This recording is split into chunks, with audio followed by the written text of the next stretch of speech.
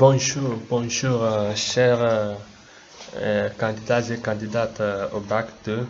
Je vous souhaite une fois encore la bienvenue à notre TD numéro 11 qui va porter sur la mitose et la méiose. À la présentation, vous avez votre serviteur, Monsieur Djipo Béni, enseignant de SVT au lycée Mélan. Exercice 28. Un couple présente les cariotypes A et B du document ci-contre. Petit 1. Qu'attendez-vous par cariotype?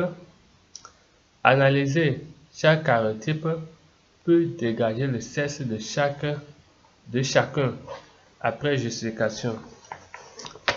Un cariotype est le nombre de cellules. Plutôt, un cariotype est le nombre de chromosomes.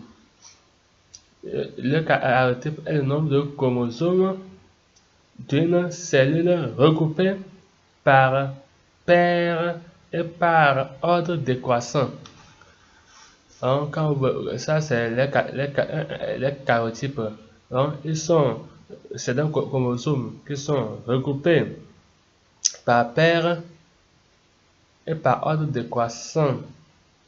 Donc, un cariotype est le nombre de chromosomes d'une cellule regroupée par paire et par ordre décroissant. Là, on dit d'analyser chacun des cariotypes. Donc, quand on prend pour analyse, quand on prend le cariotype A ici, le cariotype A, vous verrez qu'on a les deux paires, on a paire jusqu'à 22. Donc, et maintenant on a encore une autre paire qui est dégagée ici, ou bien une autre paire qui est dégagée ici, qui est la 23e paire, et en bas on a mis X. Donc, le cariotype A comporte combien? 44 autosomes, ça. 44, comme c'est 2 jusqu'à combien? Jusqu'à 22. Donc, le cariotype A comporte 44 autosomes plus 2 XX, c'est-à-dire plus 2 XX. Voilà. Et ça là, cette 23e paire qui est ici, c'est les chromosomes. Les chromosomes ou des chromosomes sexuels. Donc, on a 44 autosomes. Le document A comporte 44 autosomes plus 2 XX. Et quand on prend le cariotype B, le cariotype B, il comporte quoi? 44 autosomes plus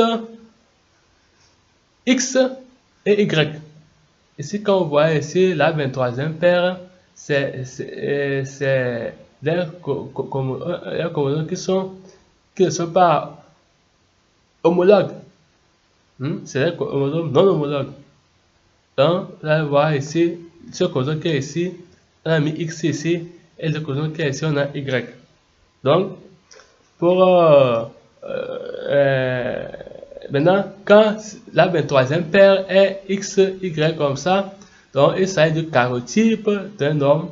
Mais quand la 23e paire est X comme ça, XX, il s'agit du cariotype d'une femme. Donc, pour revenir, pour essayer de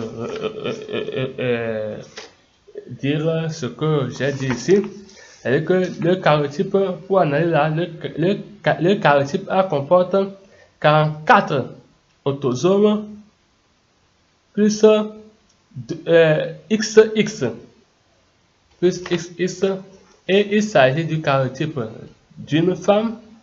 Et quand on prend le cariotype B, il comporte quoi? 44 autosomes plus XY. Il s'agit du cariotype d'un homme. Il s'agit du cariotype d'un homme. Numéro 2.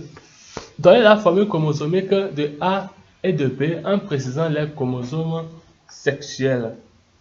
Donc, quand on prend A, sa formule chromosomique est 2N égale 44 A grand A. La formule 44 grand A, 2N égale 44 grand A plus XX. Et B, on a 2N égale à 44 grand A plus XY. XY, c'est en lettre capitale. Maintenant, petit 3, on demande à quel moment de la vie d'une cellule les chromosomes sont bien visibles. À quel moment de la cellule les chromosomes sont bien visibles? Les chromosomes sont visibles à la métaphase. Les chromosomes sont visibles à la métaphase.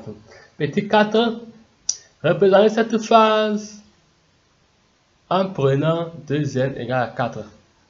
Donc, vous voyez à côté ici, on a représenté la cellule et on a dessiné, on dit 2n égale à 4.